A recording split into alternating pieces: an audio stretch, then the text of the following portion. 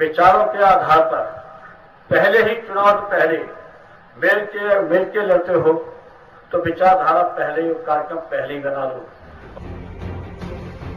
महाराष्ट्र के सांगली में समाजवादी पार्टी के मुखिया मुलायम सिंह यादव के इसी बयान के बाद सियासी गलियारों में एक बार फिर से तीसरे मोर्चे की सुगबुगाहट तेज हो गई है। मुलायम सिंह का दावा है कि अगले 10 सालों तक देश में सिर्फ गठबंधन सरकारें ही बनेंगी। मुलायम सिंह के इस बयान के बाद पूरी पार्टी तीसरे मोर्चे को लेकर न सिर्फ पूरी तरह से आश्वस्त है, बल्कि मुलायम सिंह को प्रधानमंत्री की कुर्सी भी दिख रही है। अगले चुनाव के बाद किसी एक दल की देश में सरकार नहीं आएगी, मिलीजुली सरकार होगी और संभवतः सरकार तीसरे मोर्चे की होगी। जो भी धर्मनिरपेक्ष पार्टियां होंगी उनके साथ मिलकर के समाजवादी सरकार बनाने की स्थिति भी होगी और आप देखेंगे कि 2014 में इस देश के प्रधानमंत्री माननीय मुलायम सिंह जी होंगे। मुलायम सिंह के तीसरे मोर्चे का दावा यूं ही नहीं है, एनसीपी भी इस तरह के संकेत दे रही है कि अगर धर्मनिरपेक्ष ताकतें एकजुट हों तो तीसरे मोर्चे का गठन संभव है। और लेफ्ट, जो इस गठबंधन का सबसे महत्वपूर्ण घटक दल होगा, वो भी तैयार है।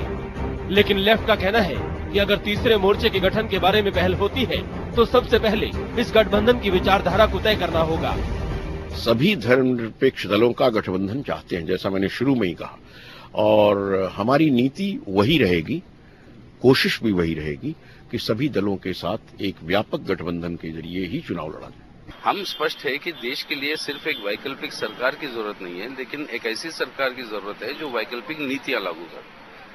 तो हमारा जोर रहेगा इन सभी पार्टियों से कि भाई पहले एक इस बात पर हम एक निर्णय पे पहुंचे, कौन सी नीतियां लागू होगी। मुलायम सिंह भले ही तीसरे मोर्चे की कवायद में जुटे हों, लेकिन देश के दोनों प्रमुख सियासी दल इसे सिरे से खारिज कर रहे हैं। समाजवादी पार्टी के बाहर से समर्थन मिलने की वजह से कांग्रेस हालांकि मुलायम सिंह पर सीधे हमले से बच रही है, लेकिन उसका मानना है कि ये सिर्फ चुनावी स्टंट है। वहीं बीजेपी ने भी मुलायम सिंह के इस दावे को पूरी तरह से खारिज कर दिया है। Today it is a coalition government. Even last government it was a coalition government. What will happen after 2014? It is only time which will tell. Bharatiya Janata party तो एनडीए के साथ मिलकर ही चुनाव लड़ेगी और जहां तक थर्ड फ्रंट और फोर्थ फ्रंट की बात है, ये सब चर्चाएं होती रहती हैं, परंतु मुझे नहीं लगता कोई थर्ड फ्रंट या फोर्थ फ्रंट की कोई सरकार बनने की कोई दूर दूर तक भी संभावना है। अभी 3 मोर्चे हैं, यूपीए है, एनडीए है और लेफ्ट है। इसको छोड़कर कोई मोर्चा कभी बन नहीं सकता और काल्पनिक बात है। तीसरे मोर्चे के फिर से जन्म लेने की अटकलों को खारिज करने के पीछे कांग्रेस बीजेपी के पास आधार भी है। इतिहास बताता है कि जब जब तीसरे मोर्चे का गठन हुआ वो असफल ही रहा है। गैर कांग्रेसी सरकार के रूप में पहली बार 1977 में मोरारजी देसाई के नेतृत्व में सरकार बनी, लेकिन 3 साल में ही वो गिर गई। उसके बाद 1989 में वीपी सिंह की अगुवाई में राष्ट्रीय मोर्चा सरकार बनी, लेकिन आपसी फूट और प्रधानमंत्री पद की खींचतान के चलते ये मोर्चा 1 साल में ही बिखर गया और नवंबर 1990 में चंद्रशेखर अलग मोर्चा बनाकर प्रधानमंत्री बन गए। इसके बाद जून 1996 में देवगौड़ा की अगुवाई में फिर तीसरे मोर्चे की सरकार बनी, लेकिन फिर वही कहानी दोहराई गई और 1 साल में ही सरकार औंधे मुंह गिर गई। और इस बार जोड़ तोड़ के बाद इंद्र कुमार गुजराल प्रधानमंत्री बन गए। अब एक बार फिर से तीसरे मोर्चे की सुगबुगाहट शुरू हुई है, लेकिन ये पहल कितनी सफल होगी अभी इसे कहना मुश्किल है। वैसे भी जानकार मानते हैं कि मुलायम सिंह सिर्फ इसलिए तीसरे मोर्चे को खड़ा करना चाहते हैं ताकि उनकी पार्टी की पकड़ यूपी के बाद दिल्ली तक हो और देर सवेर ही सही दिल्ली की कुर्सी पर समाजवादी पार्टी का कब्जा हो। इस समय दिल्ली से अनामिका रत्ना, अखिलेश मिश्रा के साथ संजीव त्रिवेदी। तो हालांकि लोकसभा चुनाव में अभी वक्त है, लेकिन तमाम राजनीतिक पार्टियां, खासकर छोटी राजनीतिक पार्टियां ये सोच रही हैं कि वो किस तरीके से सरकार बनाए। बड़ी पार्टी बीजेपी और कांग्रेस में इस बात को लेकर यह भी कहा जा रहा है कि छोटी पार्टियों का ये ख्याली पुलाव है। इस बीच हम चर्चा करेंगे इस मुद्दे पर बीजेपी नेता संबित पात्रा, कांग्रेस सांसद महाबल मिश्रा और इसके अलावा हम पटना चलेंगे, जहां पर जेडीयू के प्रवक्ता राजीव रंजन हमारे साथ होंगे और स्टूडियो में हमारे साथ मौजूद हैं वरिष्ठ पत्रकार अजय कुमार साहब। सबसे पहले मैं अजय जी से बात करूंगा। अजय जी, तमाम तरह की बातें यहां पर चल रही हैं और जो छोटी पार्टियां हैं जो एक तीसरा मोर्चा बनाने की बात कर रही हैं, उनकी तरफ से बात कही जा रही है कि अब गठबंधन सरकार का युग है और एक पार्टी सरकार नहीं बना सकती। कमोबेश बड़ी पार्टियां भी ये मानती हैं, लेकिन एक अलग से मोर्चा निकलने की बात कर रही हैं और इसकी अगुवाई मुलायम सिंह यादव यानी कि समाजवादी पार्टी के मुखिया करने की बात कर रही है। समाजवादी पार्टी की तरफ से यह भी कहा जा रहा है कि वो प्रधानमंत्री पद के उम्मीदवार हैं। क्या मानते हैं इस पूरे बयान को, कवायद को? नहीं, देखिए, इसमें दो चीजें स्पष्ट हैं कि जब चुनाव नजदीक आएगी तो तरह तरह की संभावनाओं पे राजनीतिक दल काम करेंगे और 2014 डीएमके के सरकार से समर्थन वापस लेने के बाद एक वो सेकंड स्टेप है। उससे पहले नीतीश जी की रैली की चर्चा अगर आप दिल्ली में करें तो नीतीश जी ने भी रामलीला मैदान से एक कॉल दिया कि आप ग्रोथ का पैटर्न किस तरह का चाहते हैं, इंक्लूसिव, सबको साथ लेकर के, या गुजरात मॉडल का ग्रोथ चाहते हैं एक्सक्लूसिव। तो उन्होंने बहुत स्पष्ट तौर पे इशारा किया कि जो लोग डेवलपमेंट और ग्रोथ की बात करते हैं लेकिन अगर इंक्लूसिव ग्रोथ की बात करते हैं तो एक मोर्चा की कवायद, एक मोर्चा का नेतृत्व करने को मैं तैयार हूं। तो राजनीतिक फिजा, राजनीतिक परिदृश्य वहां से बदलता है और हम जब आगे देखते हैं तो उसी की हम डीएमके पुल आउट और अब मुलायम सिंह जी का ये बयान आना और भाजपा की तारीफ करना, ये सारा संकेत इसी बात को देता है कि राजनीतिक फिदा देश की बदल रही है। 2014 की तरफ हम अग्रसर हैं और तीसरे मोर्चे की सुगबुगाहट ये हो रही है। लेकिन मुलायम सिंह जी के बारे में मैं ये कहना चाहूंगा, क्या उनमें ये हिम्मत है? ये चर्चा पहले भी उठी, संभावना है वो 40 सीट लेकर के उत्तर प्रदेश से आते हैं।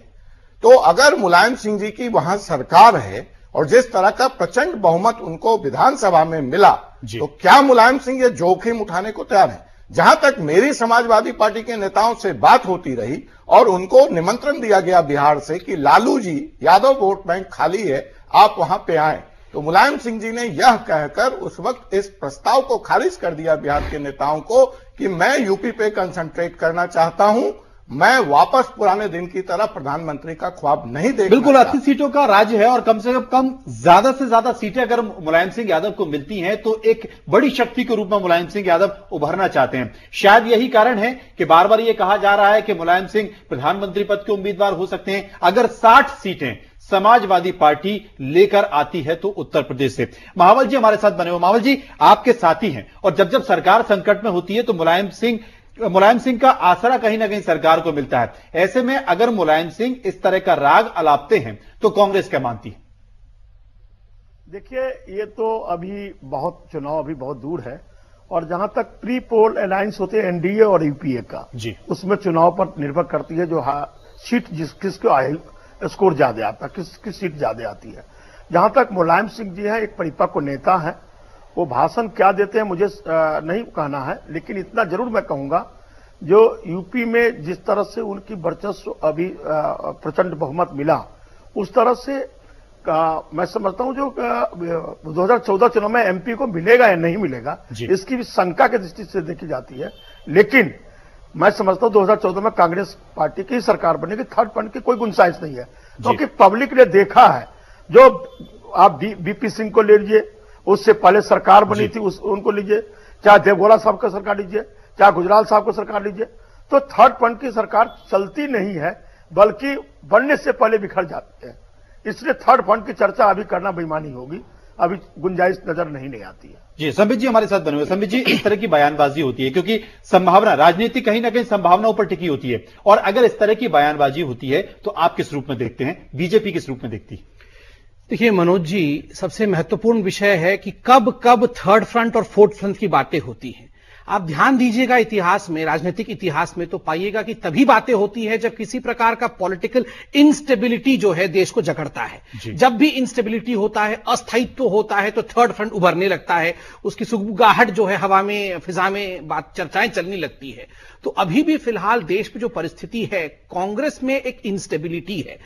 टीएमसी के जाने के बाद, दीदी के जाने के बाद और अब हाल फिलहाल में डीएमके के पश्चात एक ऐसा माहौल बना है कि हर किसी को लग रहा है कि बस आज ये सरकार गई तो कल गई। तो इसमें इस पूरे परिप्रेक्ष्य में स्वाभाविक है कि बाकी जो भी विकल्प हैं वो सभी दृश्य में हमारे सामने आ रही हैं। लेकिन एक सबसे बड़ी बात है कि सरकार जाने की स्थिति होती है तो समाजवादी पार्टी भी सरकार के साथ खड़ी होती है और वही समाजवादी पार्टी एक तीसरा मोर्चा बनाने की बात करती है। देखिए, इसमें उसी बिंदु में मैं आ रहा था। एक तो आज डिस्कशन इसलिए हो रहा है क्योंकि इंस्टेबिलिटी है, ये मानना पड़ेगा। दूसरा विषय है, जितने भी अलाई सरकार के साथ, जितने भी सहयोगी सरकार यूपीए के जहाज में थे, वो अब एक्सक्यूज ढूंढ रहे हैं, कि बहाना ढूंढ रहे हैं, किस बहाने को लाइफ जैकेट बना के वो जो है समुद्र में कूदे और यूपीए के डूबते हुए जहाज को छोड़े। इसलिए आप देख रहे हैं किस प्रकार मुलायम जी भी और उनके भाई भी जो है वो किस प्रकार एनडीए की सरकार का जो है प्रेज भी कर रहे हैं कि एनडीए का सरकार बिल्कुल ठीक था, यूपीए जो है अब बिल्कुल करप्ट सरकार है। यानी कि भविष्य की संभावनाओं को तलाशने की कोशिश की जा रही है। जेडीयू प्रवक्ता राजीव रंजन साहब हमारे साथ मौजूद हैं। राजीव जी, आपसे जानना चाहते हैं, समाजवादी पार्टी वैसे तो ये कहती है कि सभी धर्मनिरपेक्ष पार्टियों को एकजुट हो जाना चाहिए, वही वो एनडीए की तारीफ भी करती है, किस रूप में लेते हैं? देखिए, समाजवादी पार्टी इसमें बेहतर रोशनी डाल